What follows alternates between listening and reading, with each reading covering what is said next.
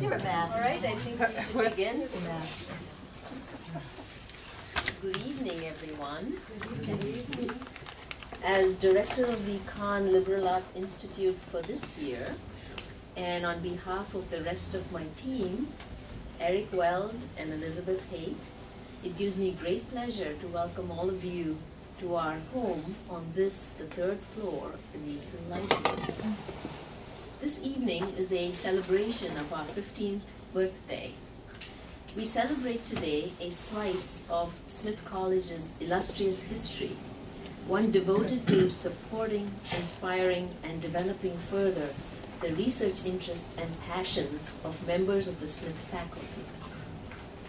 The Kahn Institute was designed to be cross-disciplinary, inviting, nay, challenging members of the faculty from different disciplines and divisions in the humanities, social and natural sciences to come together in a single space for conversations focused on a single project or topic, but crafted in the broadest possible terms.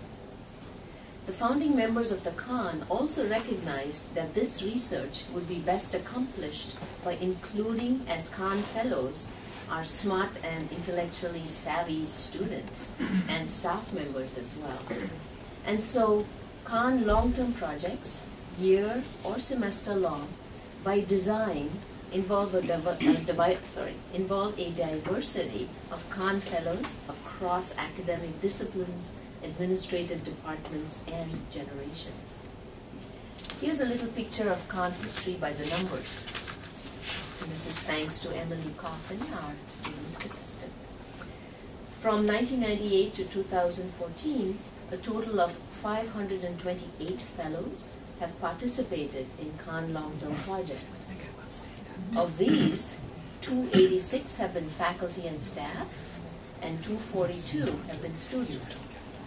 And by the way, 66 of us faculty have participated in more than one project.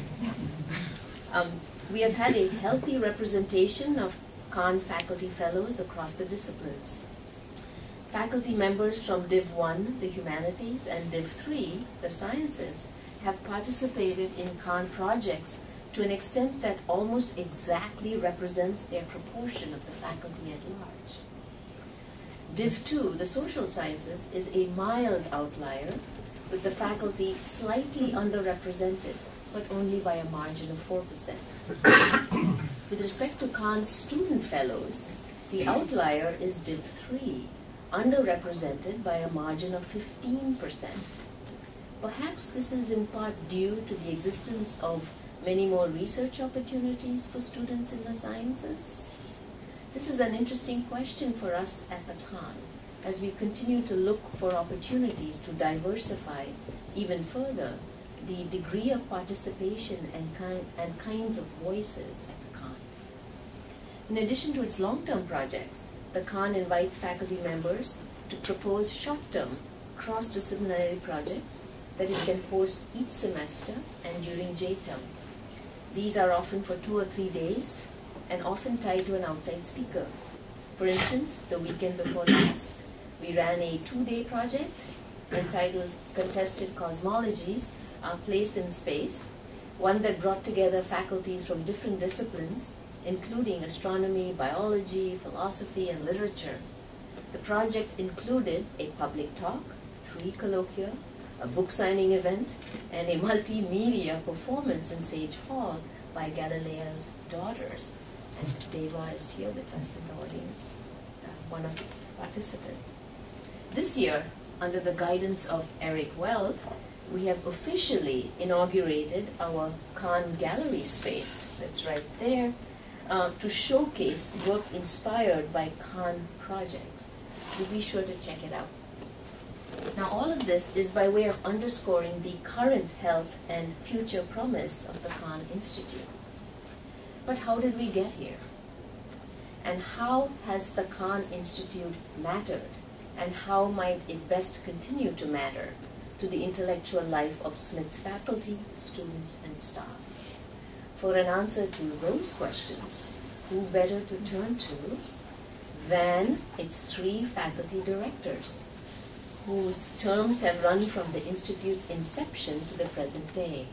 Marjorie Senechal, Professor Emeritus of Mathematics from 1998 to 2005. Rick Fantasia, Professor of Sociology from 2005 to 2011. And Rosetta Cohen, Professor of Education and Child Study from 2011 to the present day. They have each been invited to reflect in turn for 10 minutes on the topic, the possibility of the liberal arts, as it relates to their respective experiences, crafting in chronological sequence this unique liberal arts institute at Smith College. Please join me in welcoming them.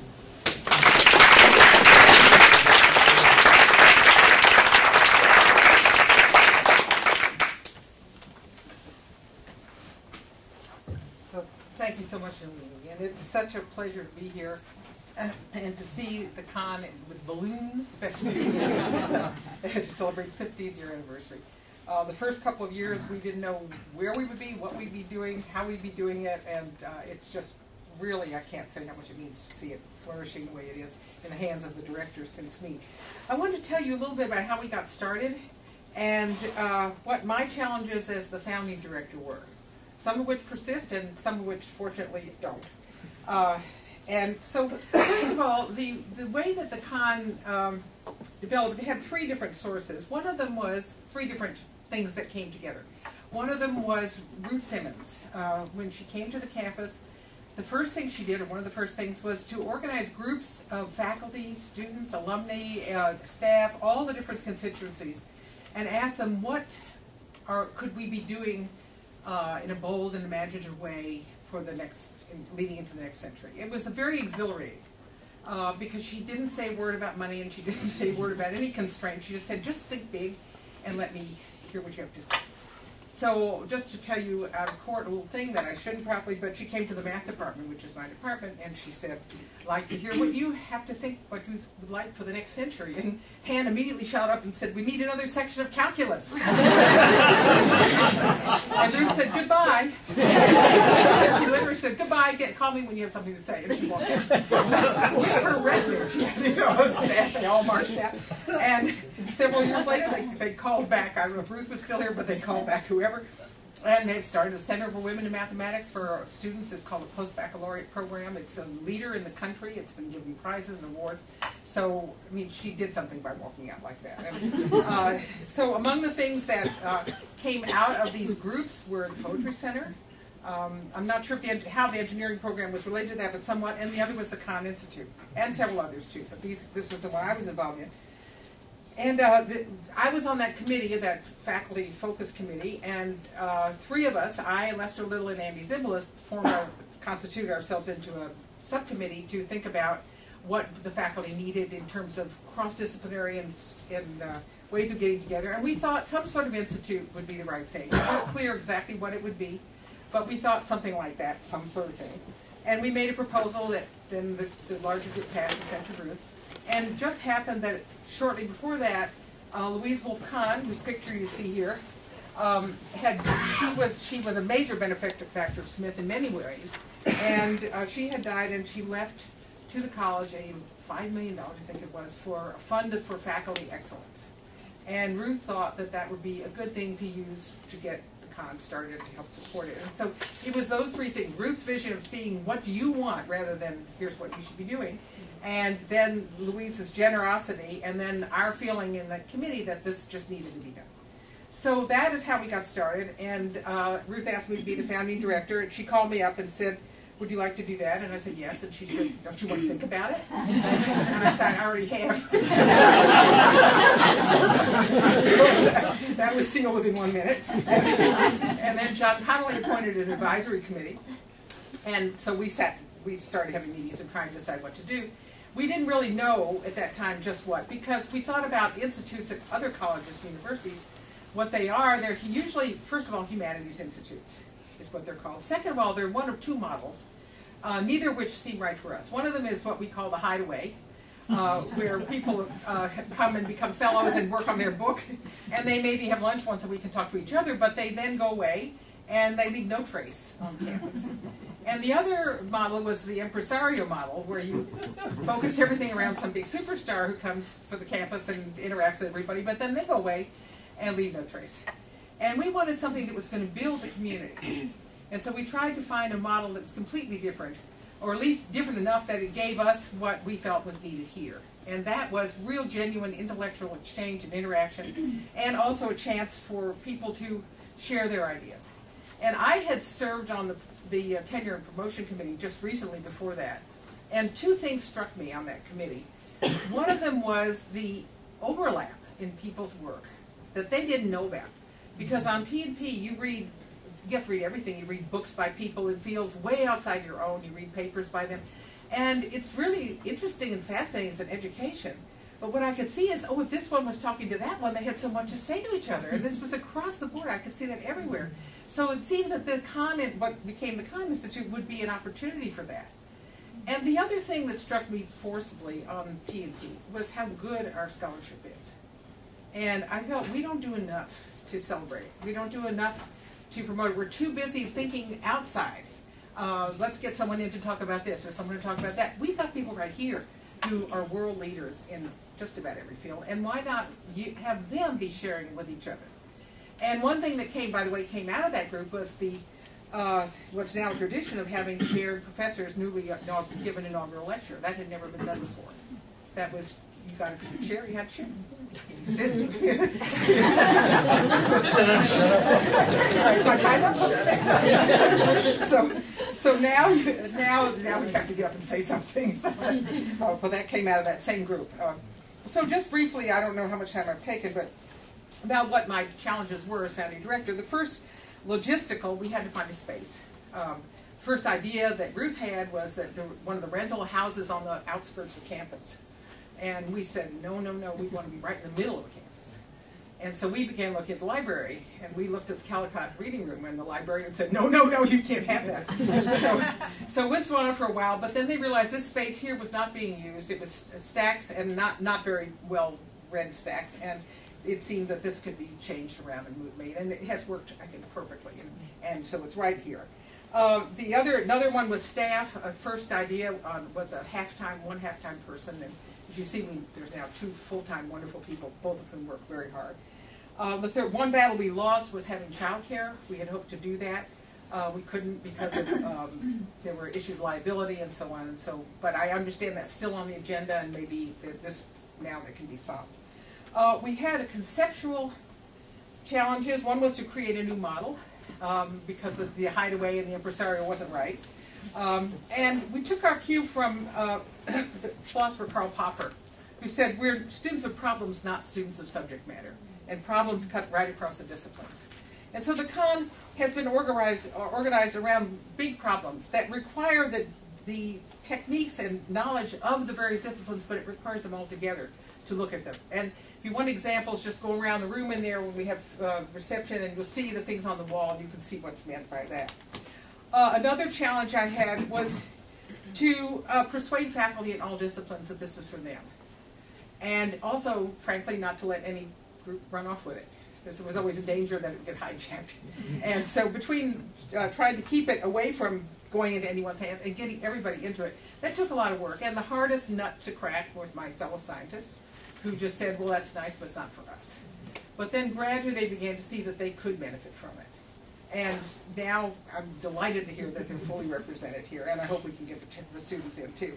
And the third challenge, and I think it's one we have to continue to work on, is creating an atmosphere where respectful challenges and disagreement, however severe, can be addressed, and people aren't afraid to do that. This continues to be something we have to continually work on. In my view, someone asked me the other day which projects were the least successful. And I won't name names, but the ones that I felt were the least are those where people were afraid to ask questions of each other, afraid to say something for fear that someone might be hurt, afraid that somebody might, or thinking that they knew exactly what the other person thought already, so they didn't have to ask. And those were the ones where people came to me later and said, I just never really got to say what I wanted to say, or I never was able to hear what I wanted to hear. And I'll give you one example. This is the most ludicrous, but a student told me once they had had a visitor, one of the visiting speakers who came, and it told him how he had smuggled in medicinal herbs from Thailand. And I said, how did he do it? And she said, he made them invisible. And I said, did you ask him how? And she said, oh no. Anyway,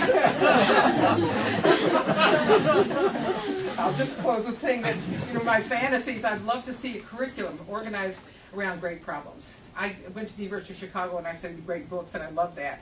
But I think now that really great problems, courses in great problems would be a wonderful thing to do in curriculum as well as the Kahn. But I'm just delighted that we're doing this here. So thank you.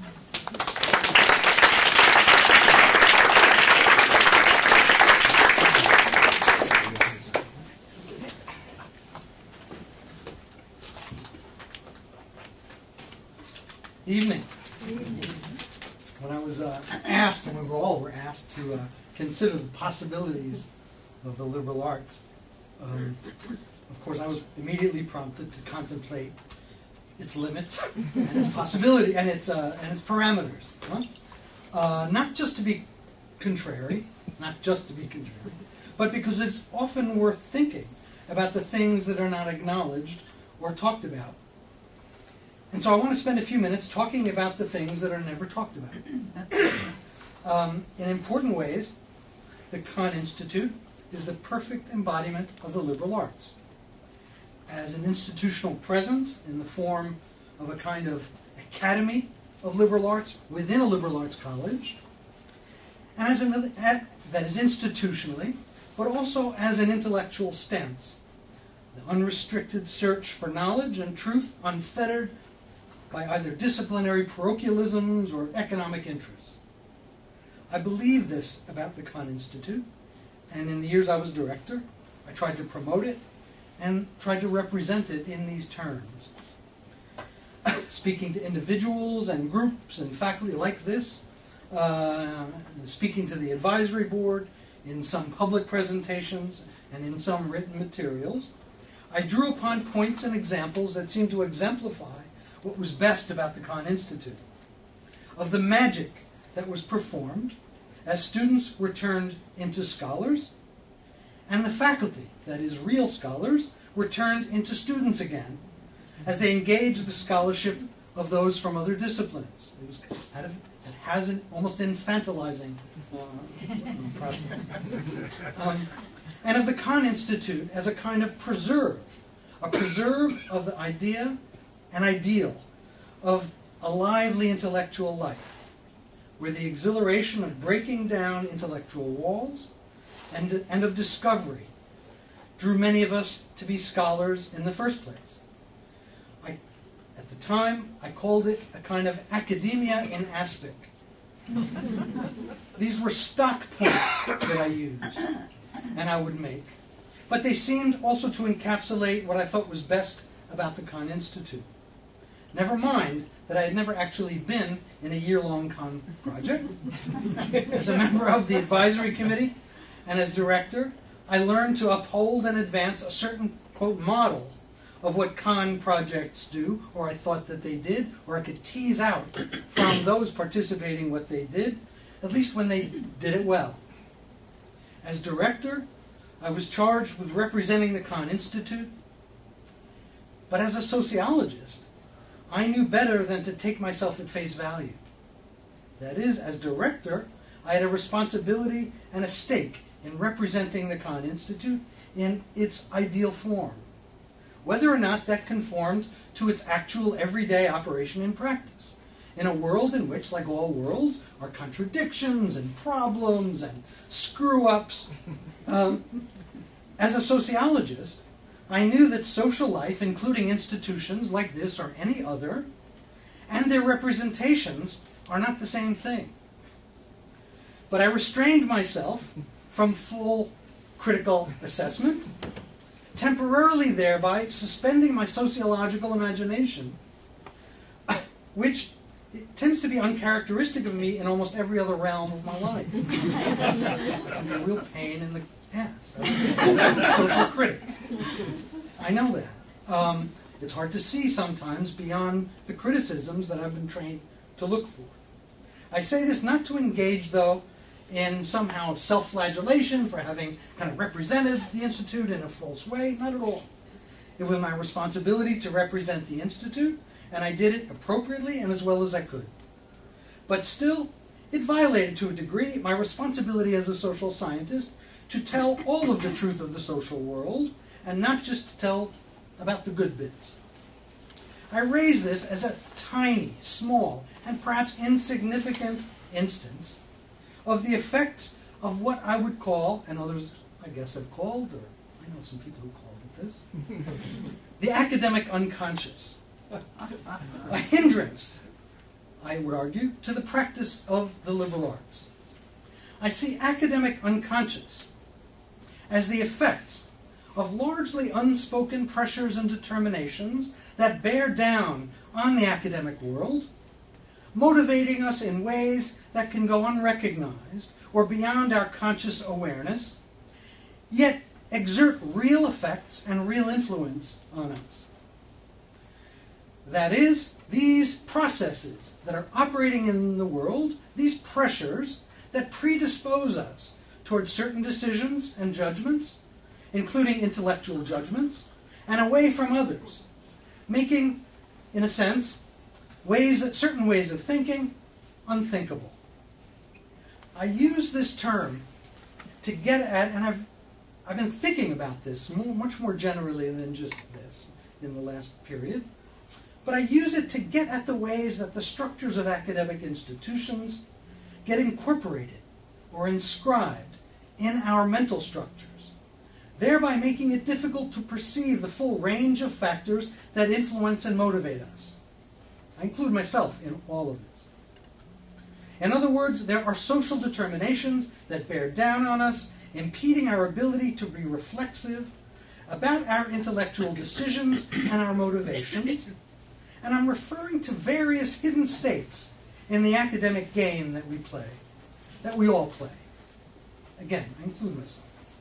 The sources of recognition that we seek, the ways we position ourselves in our disciplines or outside of our disciplines or on the margins of our disciplines, and the forms of academic distinction that go unacknowledged or unrecognized, including where our institution stands in the hierarchy of other institutions. That has an effect in all kinds of ways that go unacknowledged, I would suggest. These are not so much the product of individual psychologies. They are the social and institutional context, though, in which individuals operate. We all operate. There are hidden pressures that manifest themselves in various practices we engage in as academics, from, quote, collaboration with colleagues, with students, to how we might differentially value teaching and research, to how much we devote in terms of time to both. The effects of this kind of unconscious, academic unconscious operation can be inscribed in what intellectual perspectives we then choose to align ourselves with or against, or the kinds of questions we are predisposed to ask. Are they safe, or are we going to be safe or bold, derivative or imaginative? That's not simply an individual matter. It's a matter of our form, how we were formed, and the framework in which we operate, and where we are in that world. That is, on some level, I feel like before we engage in any intellectual activity, we must engage in an intellectual examination of that intellectual activity and our place in it. So, I'm not raising these questions simply to spoil a good thing. I don't want to spoil a good thing. The Kahn Institute has been a very good thing for me, and in the time I was able to be the director, but also for those on the campus who want to engage in real intellectual activity. This has been, if not the only place, one key place in which that's been done since its foundation. But I do want to point to some intellectual, institutional, mental obstacles that I see to genuine collaborative relationships that really never get acknowledged, rarely get discussed, but that I think exert quite powerful effects. For even if they cannot be easily overcome, the barriers or distortions might be better understood, anticipated, discussed, openly and consciously. Thank you for listening.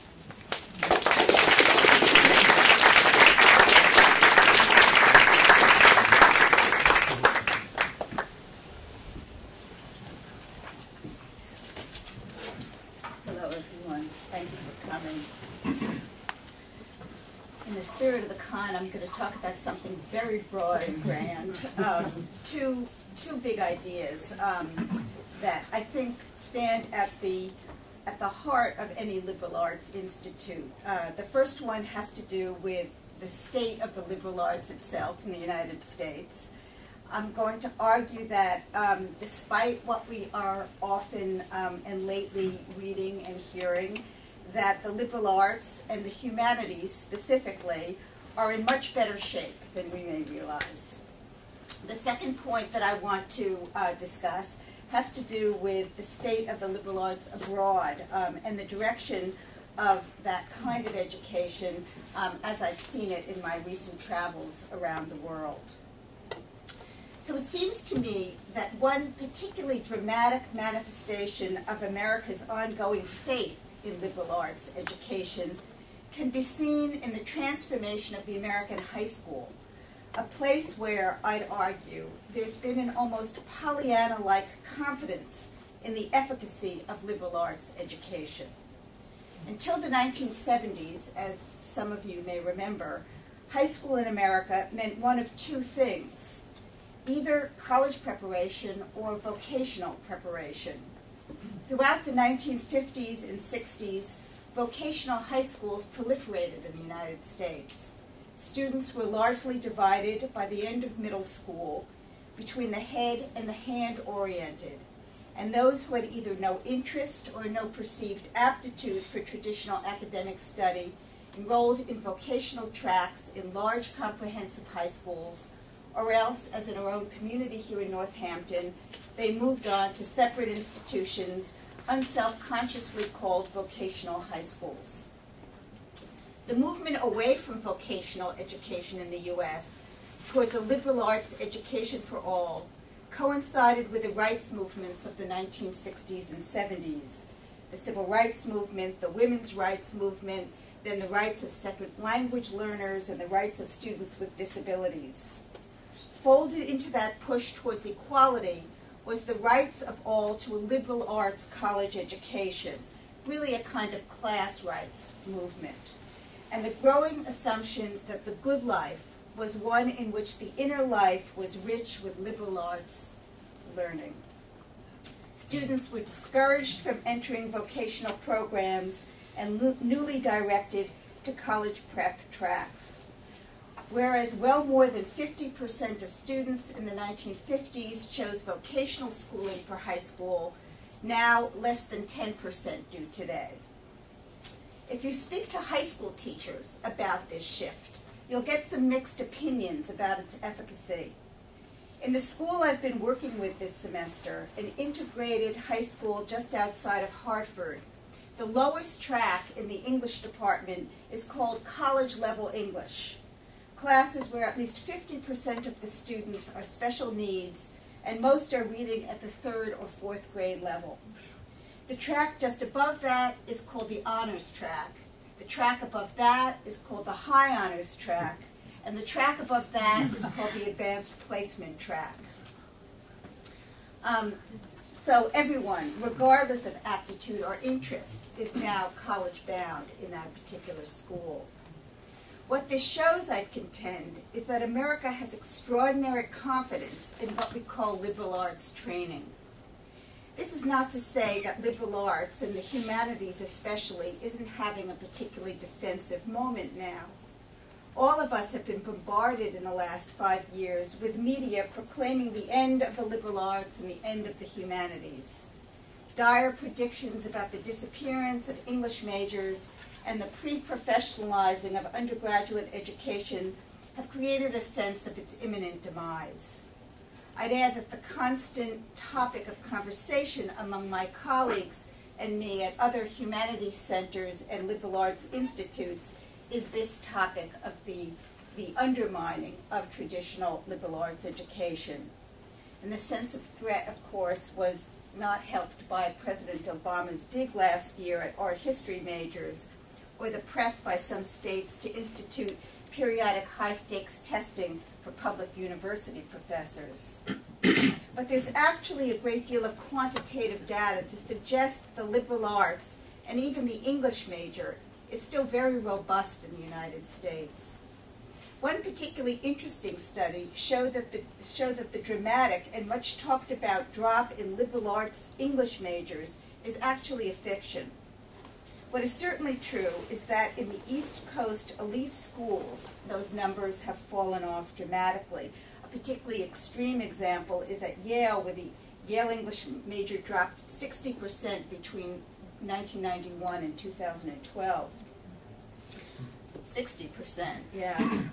But at schools nationwide, the number of students majoring in the softest humanities, in English, foreign languages and literatures, the arts, has held remarkably steady over the last 2 decades, hovering between 9.8% and 10.6% of total bachelor's degrees awarded.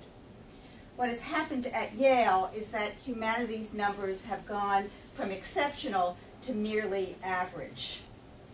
A recent article in the Chronicle cites a study by Nate Silver on the decline of the humanities.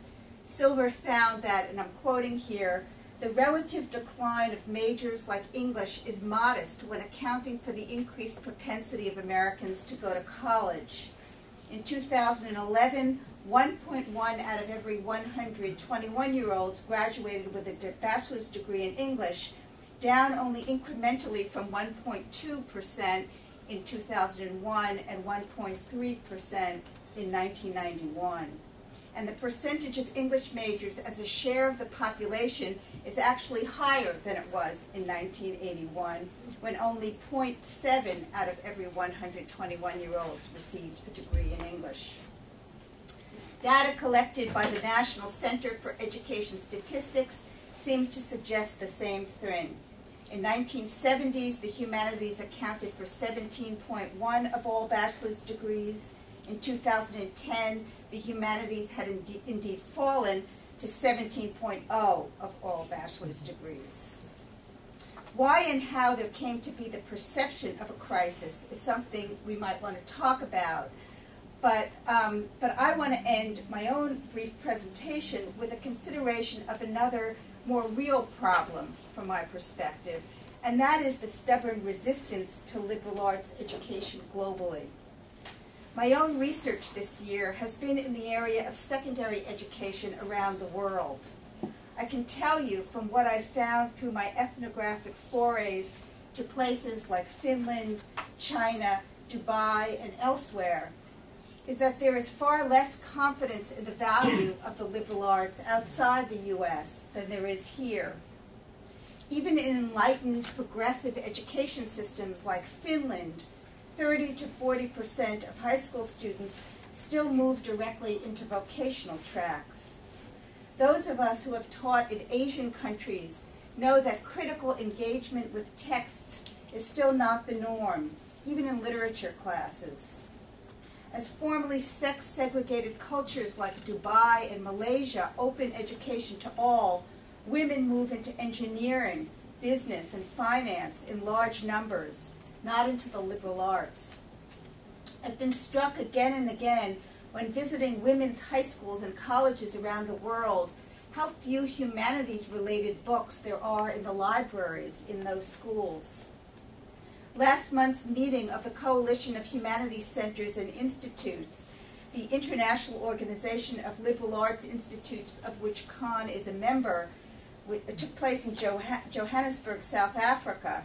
American center directors who attended that meeting reported back to us that all everybody spoke about was the lack of support for liberal arts education in so-called emerging democracies.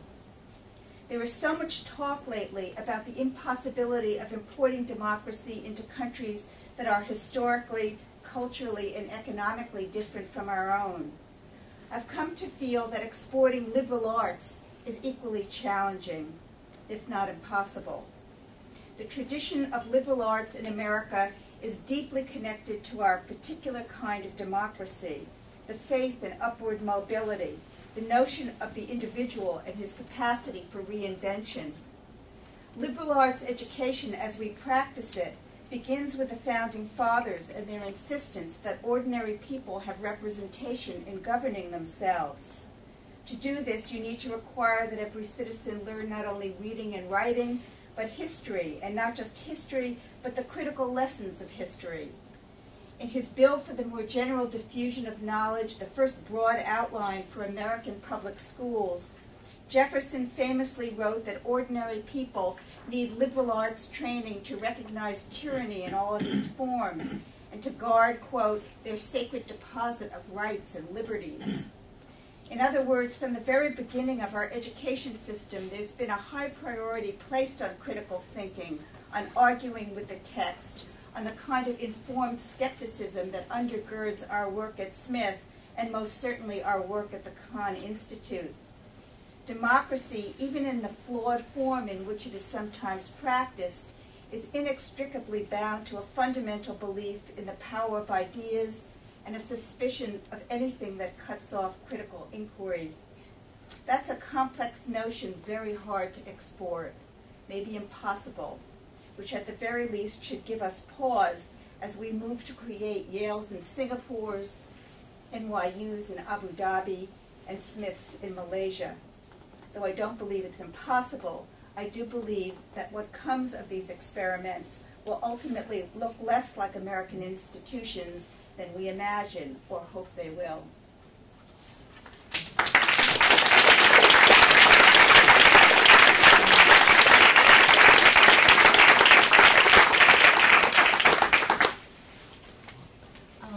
Time for questions from the audience for our panelists on anything. Rick, that was a great talk. It was very abstract. Can you give some actual examples from Kahn? No, I wouldn't do it from Kahn Project with actual people, but... Well, but I mean, you know, I'm all in agreement in general, but it's a very in general statement.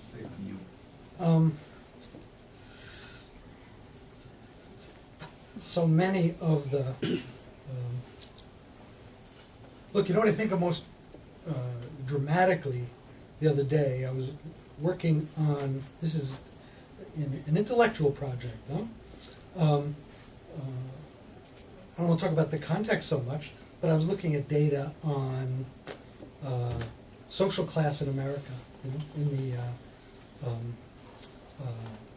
the ways in which class polarization has increased dramatically, and looking at some of this data, and was sharing it with a couple of colleagues, huh? Not sociologists though, who sort of, it just kind of, I realized it was just going over their heads. This was sort of this abstraction, and we ended up in a discussion about, it was about identity or something, you know? And I kept thinking, here we've sat while this process has overtaken this country to a large degree.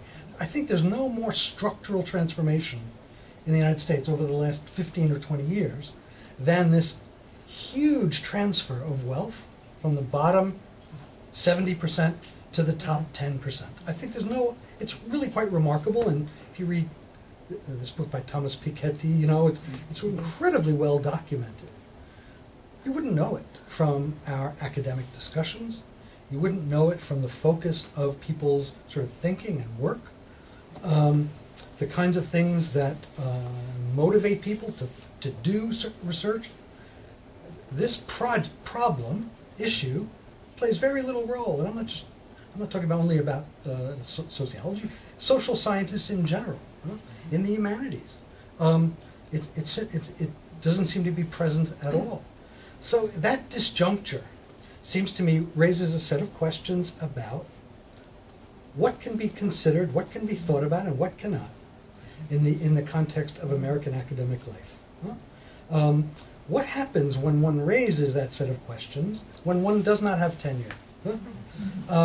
What happens when, I know when I mention it in any context, the immediate thought, and people have said to me, what a Marxist. Now, I can take that. And I have tenure. But here's this process of class polarization. One could demonstrate comparatively across nations, the United States has become the most unequal of the advanced capitalist societies. But we have no words to name it.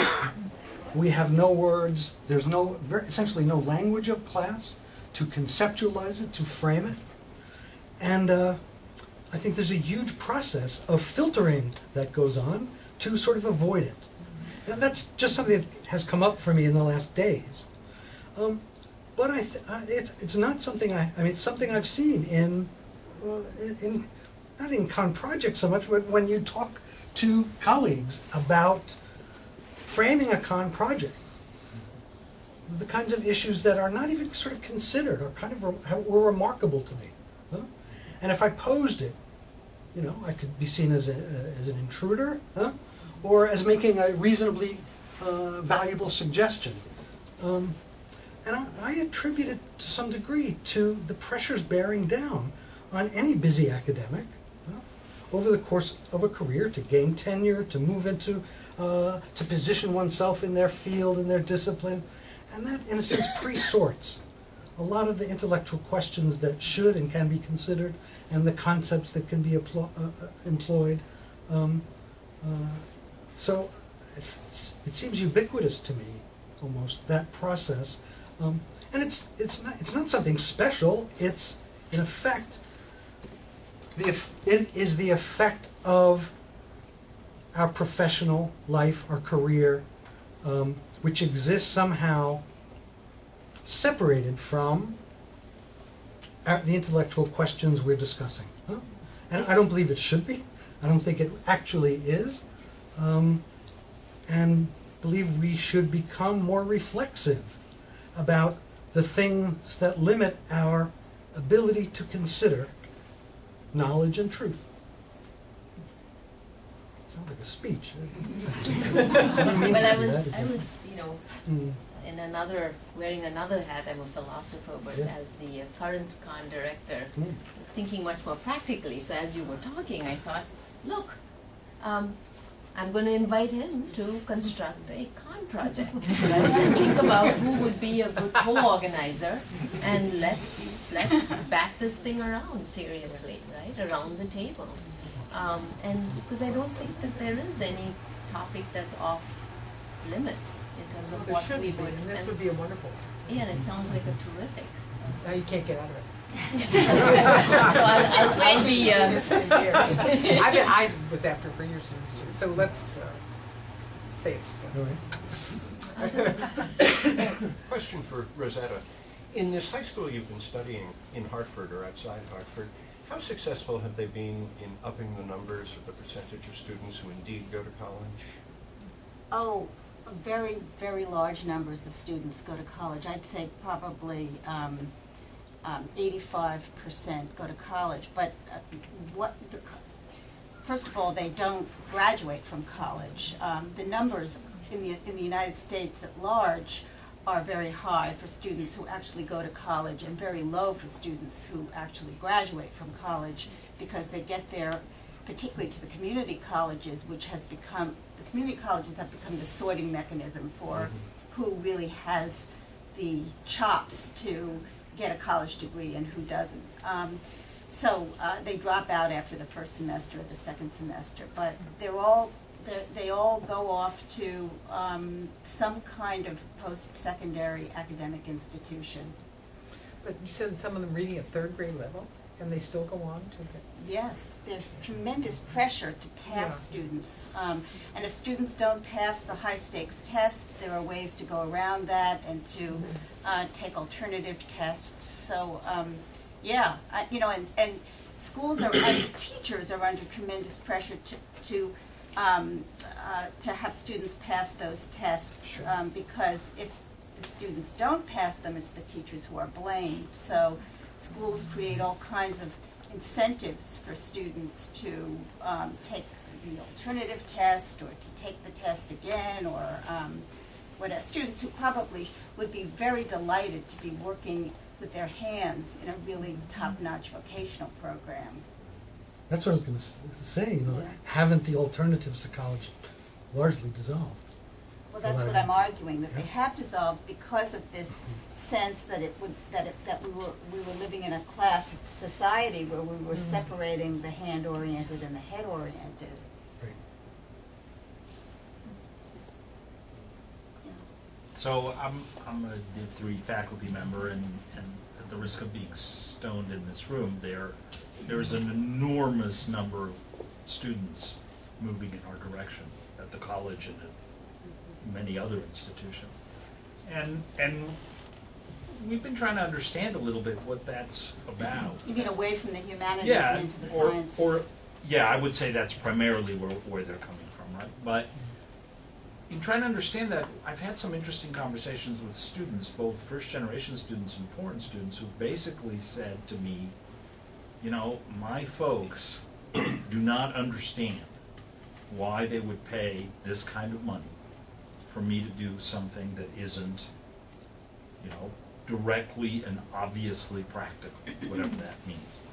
And I'm wondering this, and I think this is a question for all three of you, how you think as Kahn directors, what is the reply to that? Because that's not, I understand that sentiment and I understand where it's coming from, but addressing it, and particularly addressing it early, meaning in their first year, is important, or they're simply never going to consider doing anything other than being in biology or being an engineer.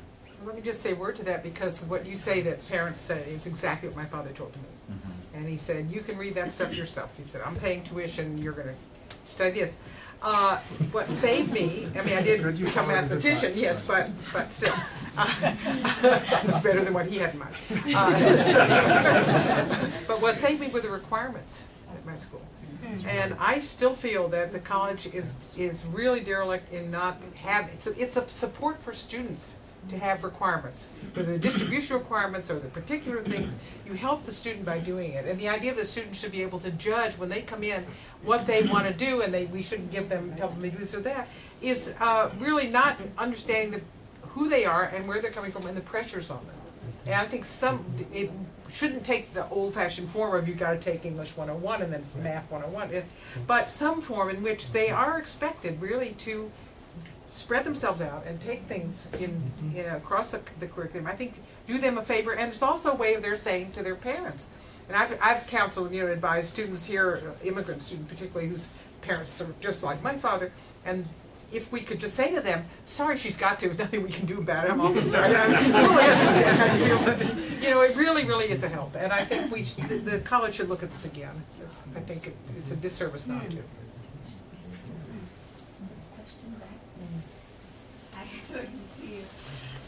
So there's been put this argument that the value of a liberal arts education is one that creates incredible citizenship, right?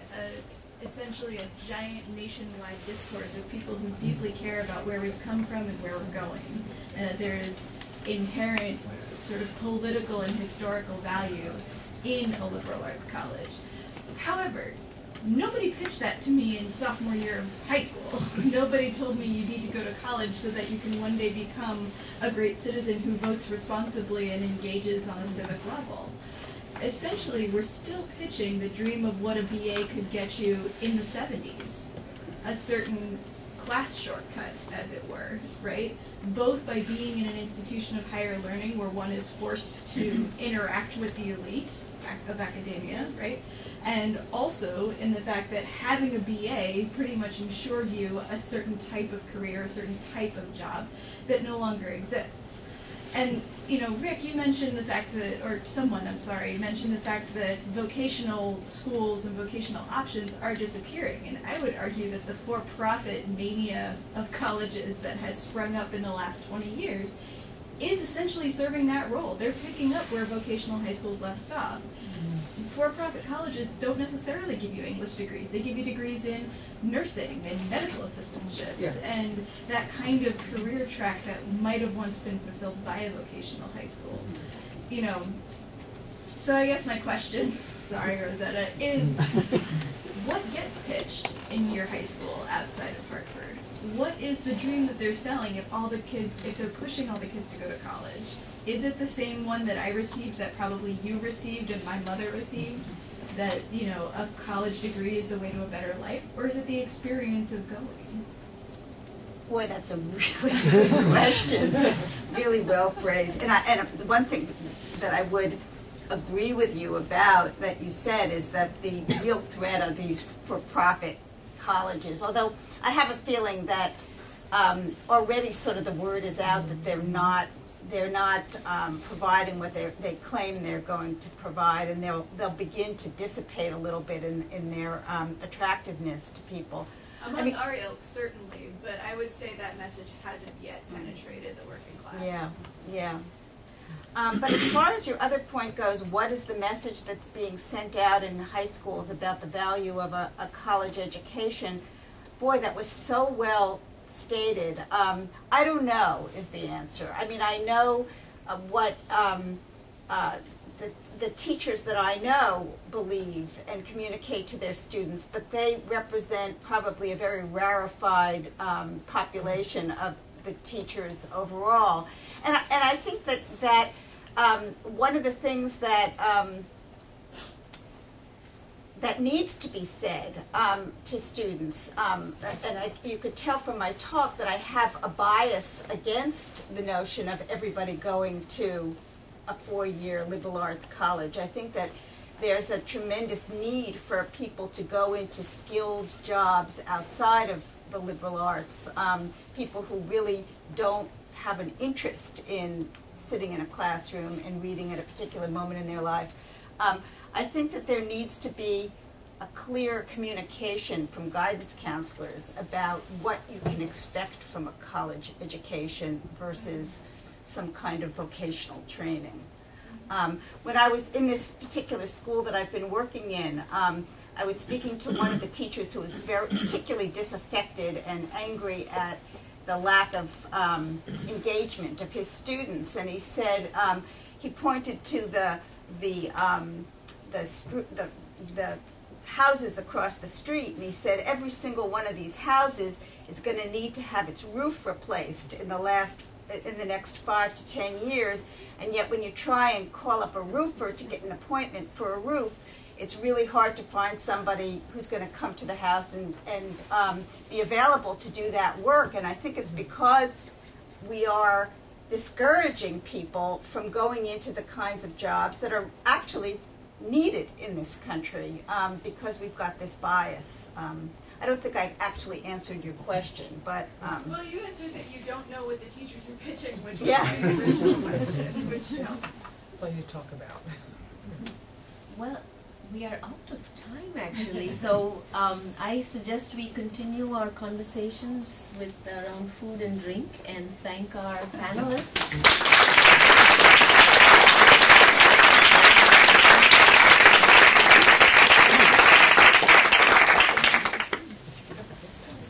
We get up, they'll get up.